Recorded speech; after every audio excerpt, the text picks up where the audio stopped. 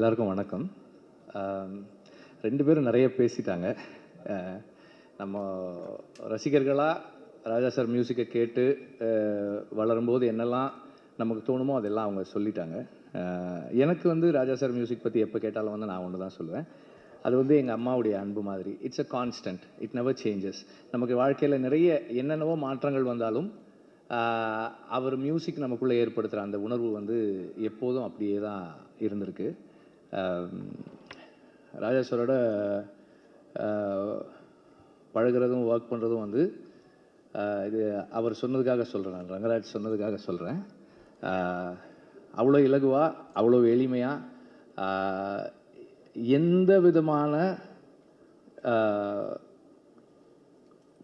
கான்ஃப்ளிக்டோ ஒரு மிஸ் அண்டர்ஸ்டாண்டிங்ஸோ அல்லது கன்ஃபியூஷன்ஸோ இல்லாமல் நீட்டாக ஸ்மூத்தாக அவ்வளோ ஃப்ரெண்ட்லியாக இருக்கும். ஃப்ரெண்ட்லின்ற டேர்ம் நான் ஏன் யூஸ் பண்ணுறேன்னா, he treats me as an equal. ஒரு டைரக்டரை அவர் அப்படி தான் பார்க்குறாரு. அவர் முதல் படத்துக்கு மியூசிக் பண்ணும்போது எனக்கு 1 வயசு. ஸோ ஆனால் என்னோட அவர் பேசும்போது படம் பார்த்துட்டு என்கிட்ட சொன்னார், நான் சஜஷன்ஸ் சொல்லலாமா அப்படின்னு கேட்டார். அவர் அது என்கிட்ட அப்படி கேட்க வேண்டிய அவசியமே கிடையாது. சார் சொல்லலாம் சார் அப்படின்னு கொஞ்ச நேரம் ஒரு 2-3 லைன்ஸ் பேசினார். பேசிட்டு நான் கரெக்டாக சொல்கிறேன்னா am I in the right track அப்படின்னு கேட்டார். எஸ் சார் கரெக்டாக இருக்குது சார், கண்டினியூ பண்ணட்டுமா அப்படின்னாரு. எஸ் சார் அப்படின்னு அதுக்கப்புறம் தான் சொன்னார். சொல்லிவிட்டு ஆஸ் அ மியூசிக் டைரக்டர் இது எனக்கு தோணுது, உனக்கு என்ன ஃபீல் பண்ணுறியோ நீ அதை பண்ணு அப்படின்னு சொன்னார். ஸோ அந்த அளவுக்கு என்னை வந்து ஒரு அந்த ஸ்பேஸில் வச்சு தான் வந்து அவர் ஒர்க் பண்ணுவார். இப்போ நான் வந்து மனுஷின்னு ஒரு படம் ப்ரொடியூஸ் பண்ணுறேன், கோபி நயனாருடைய செகண்ட் ஃபில்ம். அந்த படம் வந்து ராஜா சார், கோபி ரொம்ப ஃபீல் பண்ணார். ராஜா சாரோட மியூசிக்கு ஒரு போஸ்டரில் அவரோட பேர் கூட என் பேரும் இருக்கிறது வந்து எனக்கு அவ்வளோ பெரிய பெருமையாக இருக்கும் அப்படின்னாரு. அதுக்கப்புறம் நான் சாரை கேட்டேன், சார் இப்படி ஒரு படம் பண்ணுறேன் சார், பண்ணுறீங்களா அப்படின்னு. பண்ணலாம், டைரக்டர் வர சொல்லுங்கன்னாரு. வந்து அப்புறம் பேசினாங்க. அதில் 2-3 இன்ஸ்டன்சஸ் இருந்தது எனக்கு.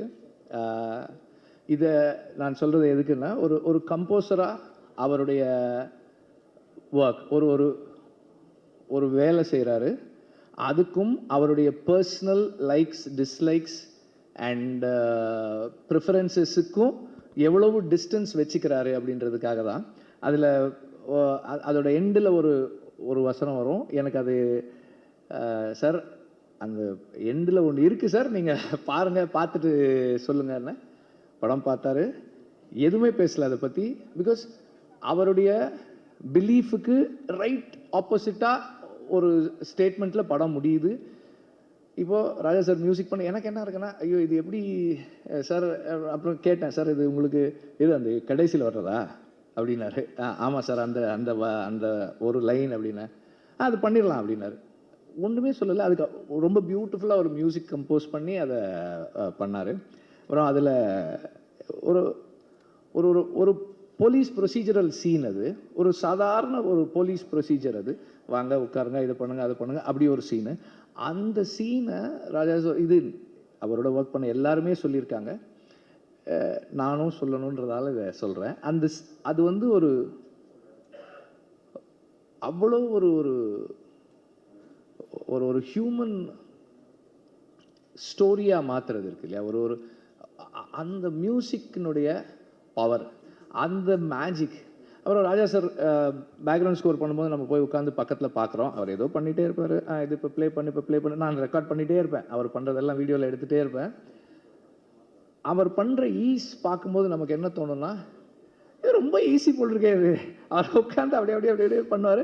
இப்போ ப்ளே பண்ணு, அப்படி ஒரு மெஸ்மரைசிங்காக இருக்கும். ஓ இவ்வளோ ஈஸி தானே, நம்ம பண்ண கூட பண்ணிடலாம் போல் இருக்கே அப்படின்ற மாதிரி எஃபர்ட்லெஸ்ஸாக ஒரு மியூசிக்கை கொண்டு வந்து ஒரு சாதாரண காட்சியை அப்படி மாற்றக்கூடிய ஒரு மெஜிஷியன். மியூசிஷியன்றதோட ஒரு மெஜிஷியன் தான் என்னுடைய பார்வையில், நான் அவரை பக்கத்தில் இருந்து பார்த்ததில்ல. அதே மாதிரி பல பேர் சொல்லியிருக்கிற அதே விஷயந்தான். இப்போது விடுதலைக்கு வந்து ஒரு சாங் அப்படின்னு கேட்டால் 2 டியூன் நல்லாயிருக்கு. இன்னொன்று பண்ணலாமா, இன்னொன்று பண்ணுறாரு, அதுவும் ஒரு 5 டியூன் பண்ணிட்டார் ஒரு சாங்குக்கு.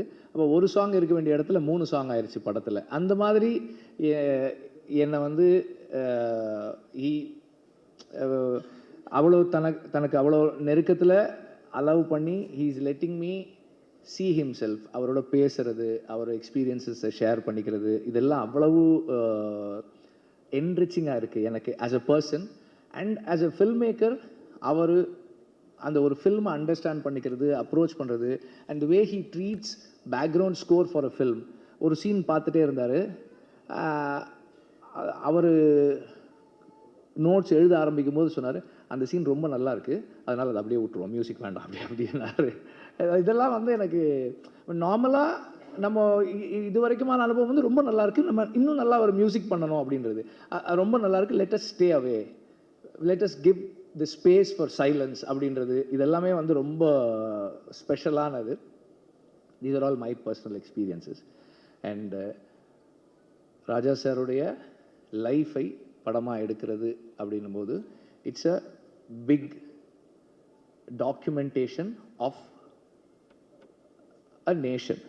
இந்த நாட்டினுடைய ஒரு அவர் ஒர்க் பண்ணிக்கிட்டு இருக்க இந்த 40+ இயர்ஸ் ப்ளஸ் அவர் அந்த பாயிண்ட்டுக்கு வர்றதுக்கு முன்னாடியான 40 இயர்ஸ், இவ்வளவு காலங்களையும் ஒரு நாட்டினுடைய வரலாற்று பதிவாக அவருடைய இசையில் நாம் கொண்டு வந்து சேர்க்குறோம். Because film music is or bookmarks of life. ஒரு பாட்டை கேட்டால் ஒரு அனுபவம் வரும். எனக்கு வந்து தேவர் மகன் சாங் கேட்டால், நானும் என் ஃப்ரெண்டும் வந்து ஒரு ராணிப்பேட்டிலேருந்து வெள்ளூர், எனக்கு அப்போ ஜாண்டிஸு, வீட்டில் உட்கார வச்சுருந்தாங்க, எங்கள் அம்மாவுக்கு தெரியாமல் சைக்கிள் எடுத்துக்கிட்டு போனோம். அங்கேருந்து போய் அந்த படத்தை பார்த்துட்டு திருப்பி வந்தோம். எனக்கு அது ஞாபகம் வரும், தேவர் மகன் சாங். ஸோ என்னோடய லைஃப்பில் முக்கியமான events, I mean not my own life but everybody's life, நமக்கு ஃபில்ம் மியூசிக் வந்து லைஃப்பை, ஈவெண்ட்ஸை, பர்சனல் ஹிஸ்ட்ரியை மார்க் பண்ணுற புக் மார்க்ஸாக இருக்கிறது வந்து ஃபில்ம் மியூசிக் நமக்கு. அப்போ அந்த மாதிரி இன்றைக்கி இருக்கிற இங்கே இருக்கிற எல்லாருடைய வாழ்க்கையிலும் ஏதோ ஒரு விதத்தில் அவங்களோட பர்சனல் ஹிஸ்ட்ரியில் ராஜா சாரோட மியூசிக் இருக்குது. அவரோட லைஃப் ஒரு ஃபில்மாக ஆகுது அப்படின்னும் போது it is our own films also being mat. இப்போது நான் ரொம்ப விரும்பி கேட்ட ஒரு பாடல், என் வாழ்க்கையில் ரொம்ப முக்கியமான பாடல், அது உருவானதை அந்த படத்தில் நான் பார்க்கும்போது என் வரலாறும் அந்த பாடல் இருக்குது. அதனால் வந்து இது Tamil music, Tamil film music கேட்டு வளர்ந்த அத்தனை பேருடைய படமாகவும் இது இருக்கும். அண்ட் இந்த படத்தில் ஏதாவது ஒன்று நானும் இதில் ஏதாவது ஒரு விதத்தில் கான்ட்ரிபியூட் பண்ணுறதுல வந்து ரொம்ப பேஷனட்டாக இருக்கேன். ஏதாவது ஒரு விதத்தில் பண்ணணும் அப்படின்றத ரொம்ப விருப்பமாக இருக்கேன். And Arun, it's a big gift that is been given to you. I wish you all the very best. அனைவருக்கும் வணக்கம். நேற்று ஸ்ரீராம் அவர்கள் கால் பண்ணி இன்னைக்கு வரணும்னு சொல்லியிருந்தார். எனக்கு இங்கே வந்து என்ன சொல்கிறது, என்ன பேசுறதுன்னு தெரியல. பெரியவர்கள்லாம் இருக்காங்க. இது வரைக்கும் சொல்லாத எதையும் நான் புதுசாக சொல்ல போகிறதில்ல. அவர் ஒரு பெரிய கடல் மாதிரியானவர். மிகவும் எப்படி சொல்கிறது, நிறைய பேருடைய பிலீஃப்க்கு அகேன்ஸ்டாக அவர் மிகவும் தன்னடக்கமானவர். அது நிறைய பேருக்கு தெரியல. அவர் வந்து இல்லை, இது ஏன் சொல்கிறேன்னா, நாங்கள் ஒரு தடவை பேசிக்கிட்டு இருக்கும்பொழுது ஒரு வெஸ்டர்ன் மியூசிக் பீஸ் பற்றி ஒரு பேசிகிட்டு இருந்தோம். அப்போ அவர் வந்து அதெல்லாம் பெரிய ஒர்க் அப்படி சொல்லியிருந்தார். நான் வந்து உங்களால் முடியாததெல்லாம் ஒன்றும் இல்லை அப்படின்னா, அவர் சொன்னார், இல்லை இல்லை, நமக்கு நம்மளுடைய உயரம் தெரியணும், எனக்கு என்னோடய ஹைட்டு தெரியும் அப்படின்னு சொன்னார். ஸோ இது ஒரு பாயிண்ட்டு. நான் இந்த வரும்போது கூட யோசிச்சிருந்தேன் என்னெல்லாம் சொல்லலான்ட்டு. பட் நிறைய இருக்குது அவரை பற்றி சொல்கிறதுக்கு. வெற்றி சொன்னது மாதிரி தான், நான் ரொம்ப தயங்கி தான் அவர்கிட்ட ஒர்க் பண்ண போனேன். அவர் வந்து ஏன் இவ்வளோ தயங்குறீங்க, இல்லை ஜென்ரலாகவே நாங்கள் பிறந்ததுலேருந்து உங்கள் மியூசிக் கேட்டு வளர்ந்துருக்கேன் அப்படின்னு சொன்னதுக்கு அவர் சொன்னார், இங்கே வந்தீங்கன்னா நீங்கள் டைரக்டர், ஒரு டைரக்டர் என்ன கேட்குறாரோ அது கொடுக்குறதா என்னுடைய ஒர்க்கு, அதனால் நீங்கள் என்ன வேணால் கேளுங்கன்னாரு. அது உண்மை. நான் இங்கே வந்தது இந்த படத்துக்கு வாழ்த்துறதை காட்டிலும் அதிகமாக இன்றைக்கு இருக்கக்கூடிய இயக்குநர்களுக்கு ஒரு கோரிக்கை வைக்கலான்னு தான் நான் வந்தேன். அருள் கூர்ந்து எல்லோரும் அவரோட ஒரு தடவை வேலை செய்திருப்பார்கள். இது அவருக்கு இல்லை, இது இயக்குநர்களுக்கு ஒரு பெரிய அனுபவமாக இருக்கும். ஏன்னா இப்படி ஒரு டெக்னீஷியன் வந்து இருந்தாருன்னு நாளைக்கு யார்கிட்ட சொன்னால் நம்ப கூட மாட்டாங்க. உங்களுக்கு அவரோட ஒர்க் பண்ணி பார்த்தா தான் அந்த அனுபவம் புரியும். எனக்கு அந்த அனுபவம் கிடைச்சதுனால சொல்கிறேன். அப்புறம் வரும்பொழுது நிறைய யோசிச்சுட்டு பெரிய பெரிய ஆசைகளோடு வாங்க. ஏன்னா அவர் ஒரு வனதேவதை மாதிரி எது கேட்டாலும் கொடுக்கறதுக்கு தயாராக இருக்கார். நாம் பெருசாக கேட்டால் அவர் பெருசாக கொடுப்பார். அதனால் அனைவரும் வந்து அவரோட ஒர்க் பண்ணணும்னு நான் வேண்டி கேட்டுக்கிறேன். இளைஞர்கள் அப்புறமா ஏற்கனவே அவரோட ஒர்க் பண்ணவங்க அத்தனை பேரும் அவரோட திருப்பி ஒர்க் பண்ணணும்னு நான் ரொம்ப விரும்புகிறேன். அவ்வளோதான். மற்றபடி இந்த படம் நல்லா வரும்னு ரொம்ப நம்பிக்கை இருக்குது. ஏன்னா அவருடைய வாழ்க்கையில் ஏகப்பட்ட சுவாரஸ்யமான சம்பவங்கள் இருக்குது. நான் அவருடைய ஒர்க் பண்ணும்பொழுது அதிக நாள் ஒர்க் பண்ணதானே தான் நினைக்கிறேன். ஏன்னா ஒரு மாதம் தினம் போய் அவரோட உட்காந்துக்குவேன். 10 நிமிஷம் தான் ஒர்க் பண்ணுவோம். பட் நிறைய கதைகள் கேட்டிருக்கேன் அவர்கிட்ட. ஸோ அந்த கதைகளில் நிறைய விஷயங்களை அருண் படமாக எடுப்பார்னு நினைக்கிறேன். இந்த படம் எப்படி எடுப்பாங்கன்னு நான் ரொம்ப தயங்கி இருக்கும்பொழுது ஏகப்பட்ட விஷயங்கள் இருக்குது அப்படின்னு நான் நினச்ச பொழுது இந்த மலைப்பெல்லாம் இல்லாமல் இந்த மாதிரி தயக்கங்களை பற்றியெல்லாம் பெருசாக கவலைப்படாத ஒரு டைரக்டர் இருக்கார். அதனால் அவர் அருண் அதை பண்ணிடுவார்னு நினைக்கிறேன்.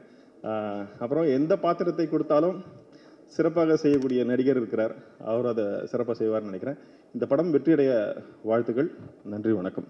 இசைஞானி இளையராஜா சார் அவர்களுக்கும் உலகநாயகன் கமல் சார் அவர்களுக்கும் என் நண்பர் வெற்றிமாறன் அவர்களுக்கும் என் செல்லம் பாரதி ராஜா சார் அவர்களுக்கும் மற்றும் வாழ்த்த வந்திருக்கும் அனைவருக்கும் என்னுடைய வணக்கம்.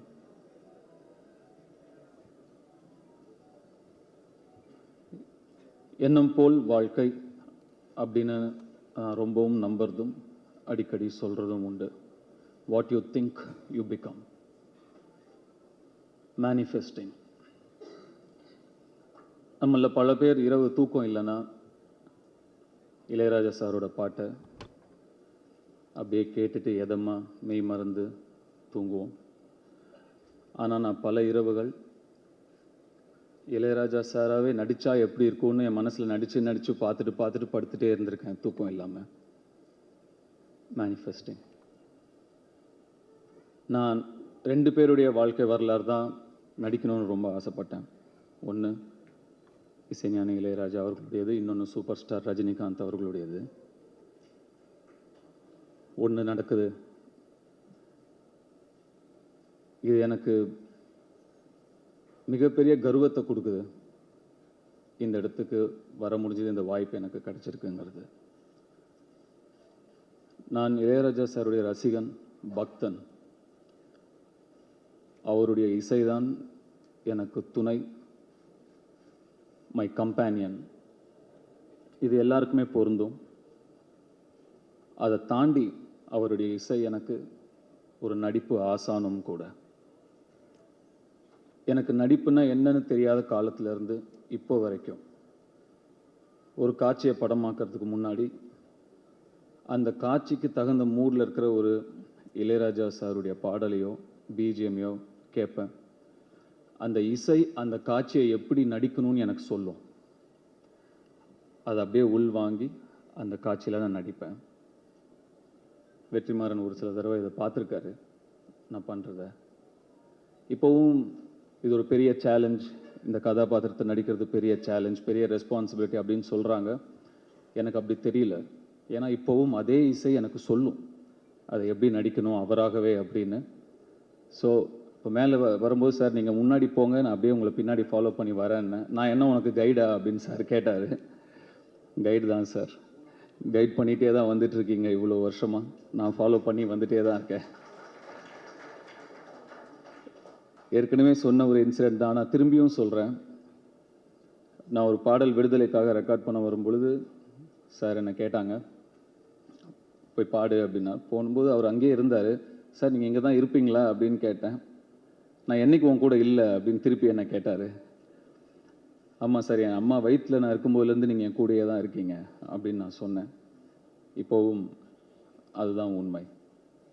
கூடவே தான் இருக்கார், கூடவே தான் இருப்பார்.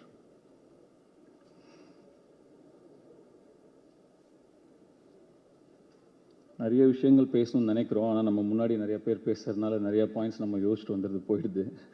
வெற்றி ஒரு சில விஷயங்களை அப்படியே போகிற போக்கில் அடிச்சிட்டாரு.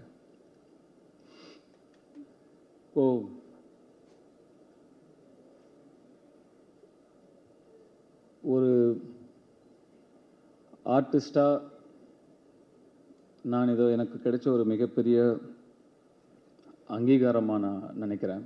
அந்த அழைப்பு இளையராஜா சார் கிட்ட இருந்தே எனக்கு வந்தது. இன்னும் எனக்கு ரொம்ப சந்தோஷத்தையும் நிகழ்ச்சியையும் எனக்கு கொடுக்குது. இசையாகவே, இசை ஞானியாகவே, இசையின் கடவுளாகவே நடிக்கக்கூடிய வாய்ப்பை அந்த சிவன் எனக்கு கொடுத்துருக்காரு. அதை நினச்சி ரொம்ப நிகழ்ச்சி அடைகிறேன்.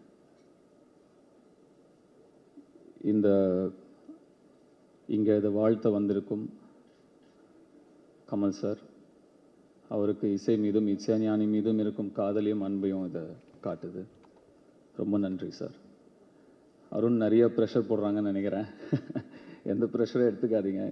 இதை என்ஜாய் பண்ணி பண்ணுற ஒரு விஷயமாக தான் நான் பார்க்குறேன். இந்த ஒரு வரலாற்று சிறப்பு மிக்க ஒரு படைப்பில் நம்ம இருக்கோங்கிறத என்ஜாய் பண்ணணுமே தவிர நம்ம அதை ப்ரெஷர் எடுத்துக்கூடாது, சேலஞ்சாகவும் நினச்சக்கூடாதுன்னு நான் நினைக்கிறேன். இந்த இடத்துல நான் இவ்வளவு மட்டுமே பேச நான் நினைக்கிறேன். இசையை பற்றியும் இசை ஞானியை பற்றியும் பேசும் ஒரு மேடை வரும். அப்போ நான் விரிவாக இன்னும் நிறைய விஷயங்களை பகிர்ந்துக்க விரும்புகிறேன். I am so blessed.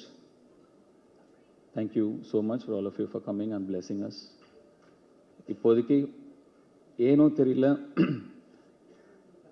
ஒரு ஓரமாக நின்று குயில் பாட்டு அப்படிங்கிற பாட்டை வந்து ரெக்கார்ட் பண்ணும்போது எங்கள் அப்பா இப்படி நின்று பார்த்துட்டு இருந்த அவருடைய முகம்தான் எனக்கு இங்கே ஃபுல்லாக தெரிஞ்சுக்கிட்டே இருக்குது.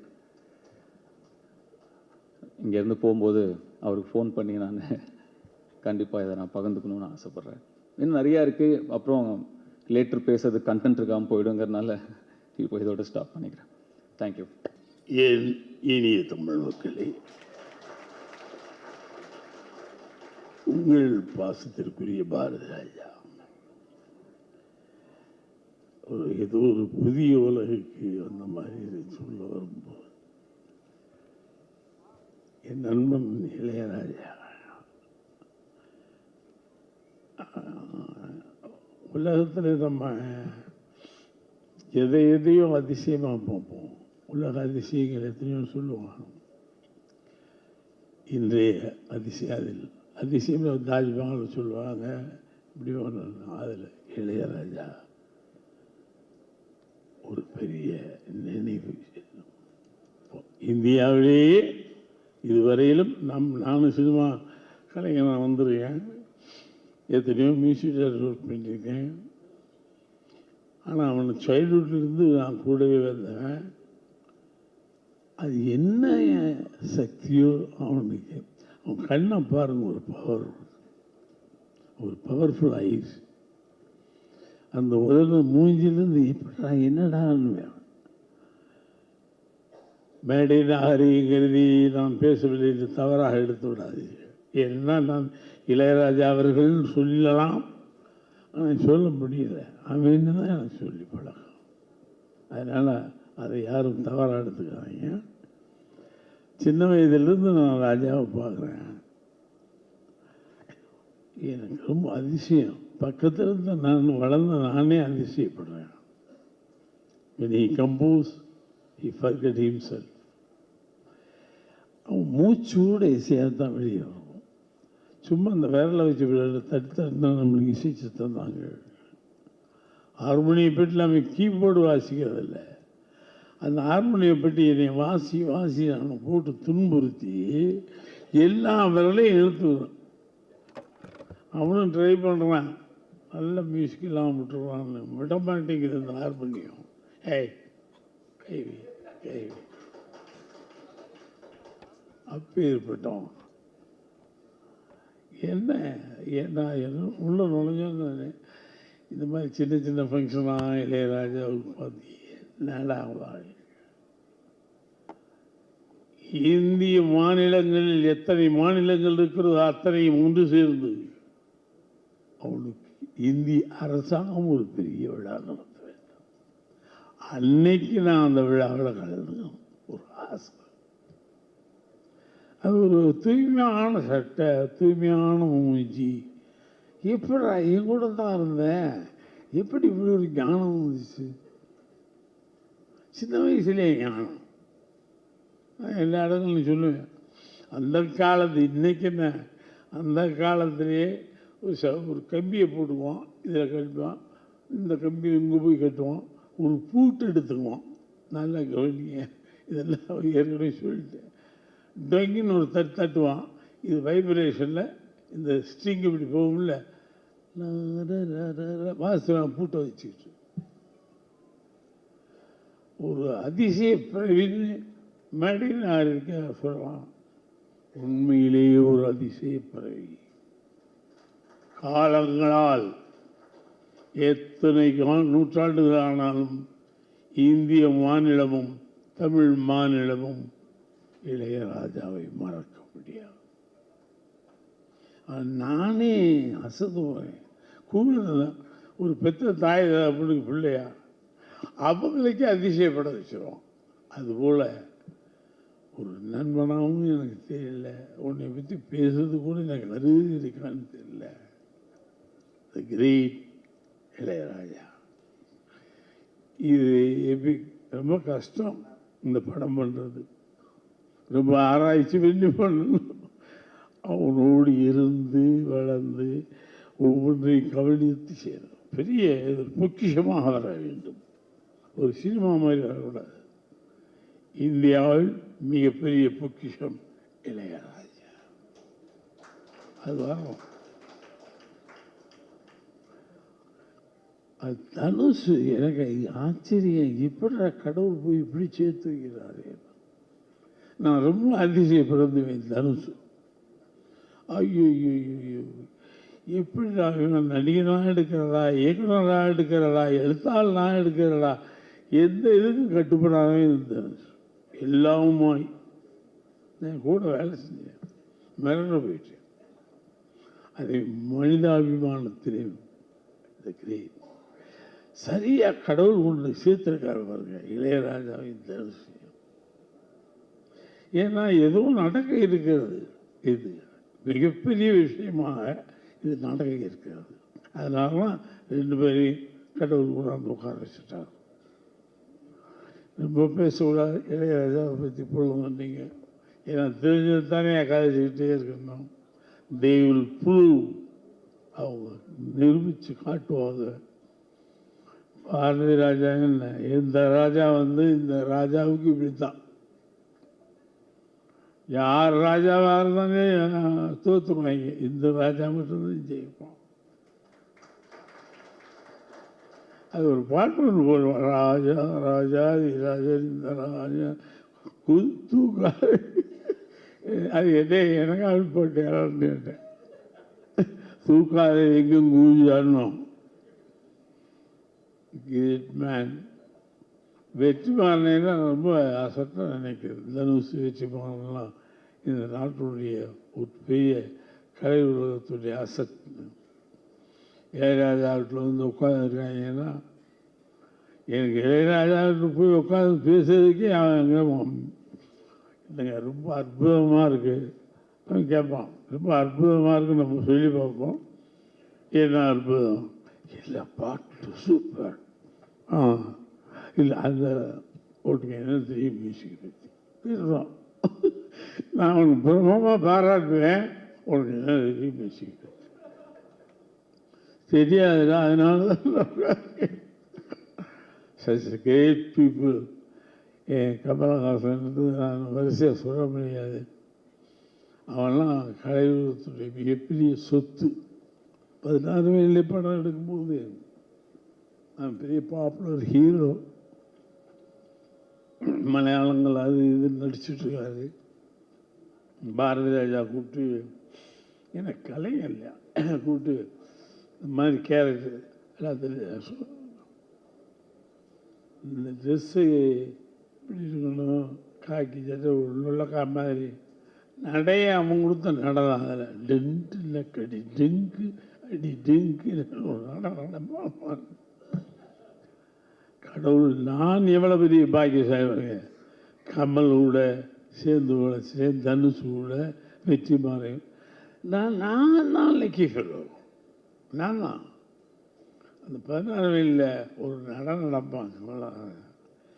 எவனாவது எல்லா ஹீரோ, ஒரு பாப்புலர் ஹீரோ எல்லாத்தையும் கழட்டி போட்டு ஒரு கோவம் மட்டும் தான் கொடுத்தேன்.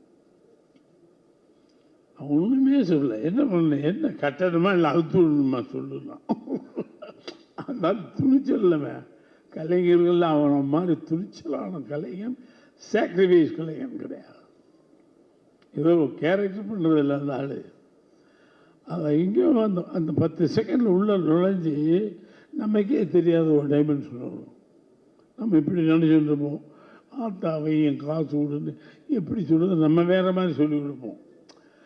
ஆத்தாவையும் காசு விடு போகிறேன்னு சொல்லுங்க சார், அதில் சேஞ்சஸ் பண்ணுவோமா? இந்த ஸ்லாங்கே வேறு மாதிரி இருக்கும், உச்சரிப்பு. அத்தைய பெருங்கலைஞன் இளையராஜா, கமலஹாசன், தனுஷ், வெற்றிமாறன் எல்லாமே எல்லாம் பெரிய பெரிய ஆட்களாக தான்.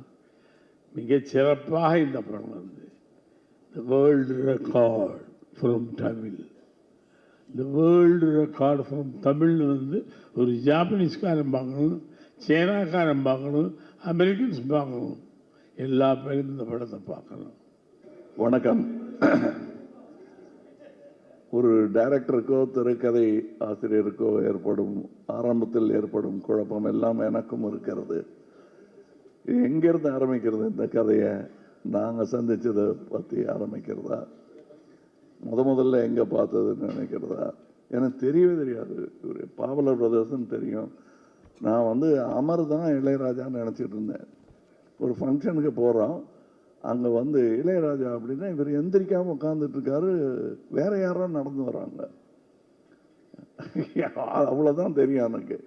அதற்கு பிறகு சார் நான் இந்த மாதிரி மியூசிக்கு ரசிகன் ஆரம்பித்து அது கொஞ்ச நாளில் அண்ணன் ஆகி ஐயான்னு ஆகி அது வந்து இப்போ எல்லாரும் நினச்சிட்டு இருக்காங்க குணாவுக்கும் அபிராமிக்கும் ஒரு காதல் பாட்டு போட்டு கொடுத்துருக்காருன்னு. இல்லை, அது எங்களுடைய காதல் பாட்டு. என் கண்மணிக்கு நான் எழுதிய கடிதம், அதுக்கு இசையமைச்சிட்டார் அவர். அற்புதமான விஷயம். எனக்கு டைரக்டருடைய இதை பார்க்கும்போது பெரிய பிரம்மாண்டமான வேலையும் தான். அந்த இளையராஜா அவர்கள் எனக்கு பாடும்போது ஒரு சந்நியாச மந்திரம் பாட வேண்டிய நேரம் வந்தபோது ஒன்றும் பாடெல்லாம் முயற்சி பண்ணாங்க, விட்டுருங்க அதுவாக வரும் அப்படின்னாரு. பாடலில் ஒரு பெரிய கிளாஸ் அன்னைக்கு எனக்கு கிடைத்தது. அந்த கவனம் பண்ணுறது, எஸ்பிபி குரலில் இருந்தால் நல்லா இருக்குமான்னு ட்ரை பண்ணுறது, அதெல்லாம் பண்ணாதீங்க. உங்களுக்குள்ள ஒன்று இருக்கு, அது கிடைச்சா போதும் அப்படின்னு சொன்னாங்க. அந்த மாதிரி ஈஸியாக இருக்கணுங்கிறது தான் அவரே உங்களுக்கு கொடுக்க போகிறாரு அந்த அட்வைஸு. அதை நானும் சொல்லுகிறேன். ஈஸி. நிறையா பேர் அதைத்தான் தனுஷன் சொன்னார், இந்த ப்ரெஷர் 1000 வரும், பட் நீங்கள் எப்படி அவரை பார்க்குறீங்களோ அப்படி எழுதுங்க. ஏன்னா எடுக்கணும்னு எடுத்தால் 8 பார்ட் எடுக்கலாம். ராஜாவை பிடிக்காதவர்கள் எடுத்தால் அது ஒரு படம். ஆனால் எப்படி எடுத்தாலும் அந்த இசை மேதைங்கிறவர் தனித்து நிற்பார். பிடிக்காதவங்க சொன்னா கூட இதை மறுக்க முடியாது. இல்லை, அவர் 6 அடியெல்லாம் கிடையாதுங்கன்னு ஆரம்பிப்பாங்க பிடிக்காதவங்க. ஆமாம், ஆனால் 1 அடி பாட்டு கேட்டால் போதும். அந்த மாதிரி நாங்கள் இப்போ கூட பேசிகிட்டு இருந்தோம். அதில் பொறாமை பிடித்தவர்கள், நல்ல வேளை எனக்கு இசையில் வந்து புரியும் அவ்வளோதானே தவிர பெரிய பேராசை ஒன்றும் கிடையாது. அதனால் எனக்கு அவர் மேலே பொறாமையே கிடையாது. அவர் செய்கிறதெல்லாம் நானே செஞ்சிட்ட மாதிரி சந்தோஷம் எனக்கு. அதாவது எங்கள் அப்பாவுக்கு வந்து பாடவே வராது. சரிகம பதனிசாவை சானிதப்பா மகரிசான் பாடக்கூடிய அளவுக்கு தான் சங்கீதம் தெரியும். ஆனால் ரசிப்பார். அவர் தான் நாங்கள்லாம் பாடணும், இப்படி எனக்கு வரல உனக்கு வரணும், வருது உனக்கு கற்றுக்க அப்படின்னு சொன்ன மாதிரி எங்கள் அப்பாவுடைய நிலையிலிருந்து தான் நான் இவரை பார்க்குறேன். நான் எனக்கு வராதெல்லாம் இவருக்கு வருது. அதைத்தான் பாரதி ராஜா சொன்னார். எப்படி இது அப்படின்னு ஆச்சரியப்பட்டுக்கிட்டே வருடங்கள் கடந்து விட்டன. வெவ்வேறு ஆங்கிள் இருக்குங்க இவரை பற்றி. இவங்க கூட வேலை பார்த்தவங்க சொல்கிற ஒரு கதை, மியூசிஷியன்ஸ் சொல்கிற கதை, இசையெல்லாம் தெரியாமல் வாழ்க்கையில் இளையராஜாவை தன்னுடைய டைரியாக யூஸ் பண்ணுறவங்க சொல்கிற கதை. எனக்கு கல்யாணத்தும் போது இந்த பாட்டு, நான் எனக்கு முதல் குழந்தை பிறந்த போது இந்த பாட்டு அத்தனை பேரும் அதை பேசுகிறாங்க. ஒரு நான் இப்போ எல்லாரும் சொல்லும்போது இவர் வாழும் காலத்தில் நான் இன்று பிறக்கவே இல்லை என்றாலும் இன்னும் ஒரு 100 வருஷம் கழித்து பிறந்திருந்தாலும் அவர் வாழும் காலத்தில் தான் வாழ்ந்திருப்பேன். ஏன்னா அவருங்கிறது இசைதான் அப்பவும் இருக்கும். அதுக்கு ஒரு உதாரணம் சொல்லணும்னா, நானும் அவரும் ரசிக்கும் ஒரு அமேடியஸ் மோசார்ட் என்ற படத்தில் ஒரு வைவோதிக மியூசிஷியன் ஒருத்தர் இருந்திருப்பார். யாரும் இப்போ அந்த காலத்தில் பெரிய ஆளுங்க அவர் அப்படின்னு சொல்லி அவர் உட்காந்துருப்பார். அவர் மனநிலை சரியில்லாமல் உட்காந்துருப்பார். அவரை பார்க்க ஒருத்தர் போவார், நீங்கள் பெரிய மியூசிஷியன்னு கேள்விப்பட்டேன், நான் பெரிய மியூசிக்கெல்லாம் போட்டிருக்கேங்க, கம்போசர் அப்படின்ட்டு வாசிப்பார். இது நான் போட்டது அப்படியா, கேட்டது இல்லையா, இல்லைங்க, இன்னொன்று பார்த்துக்கிறேன், இன்னொன்று வாசிப்பார், ரொம்ப நல்லா இருக்குங்க, கேட்டிருக்கீங்களான்னு, இல்லை அப்படின்னு கொஞ்ச நாள் மறைச்சிட்டு இன்னொன்று வாசிப்பார், கூடவே சேர்ந்து பாடுவார். ஓ, இந்த பாட்டு நீங்கள் போட்டது தானா? நோ, தட் வாஸ் மோசார்ட் அப்படின்னாரு. அது இன்னொருத்தனுடைய பொறாமை அதில் கொந்தளிக்க அங்கேருந்து ஆரம்பிக்கும் படம். தட் இஸ் இளையராஜான்னு சொல்றதுக்கு 1000 மியூசிஷியன்ஸ் இருக்கணும். அந்த மாதிரி எனக்கு இப்போ நான் தான் சொன்னேன், சாயங்காலம் ஒரு ஃபங்க்ஷன் இருக்கு, எல்லாரும் மனம் விட்டு பேசினான்னா நீங்கள் நேரம் இங்கேருந்து அங்கே தான் வர வேண்டியிருக்கும் அப்படின்னு சொன்னேன். Once again to the director நான் சொல்றது, உங்கள் பார்வையில் உங்களுக்கு சொல்லணும்னு தோன்ற அந்த நிஜத்தை சொல்லுங்கள். ப்ரெஷர் எடுத்துக்காதீங்க. ஏன்னா இந்த படம் இசைஞானி இளையராஜாவை பற்றிய படம் மட்டும் இல்லை, பாரத் ரத்னா இளையராஜாவை பற்றிய படம்.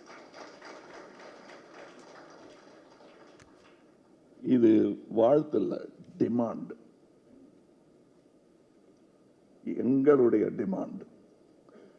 இதுலேயே கொஞ்சம் பாஷையெல்லாம் கம்மியாக இருக்குது, தமிழ், தெலுங்கு, மலையாளம், கன்னடா, ஹிந்தி, இன்னும் இந்தியாவிலேயே இன்னும் நிறைய பாஷை இருக்குது.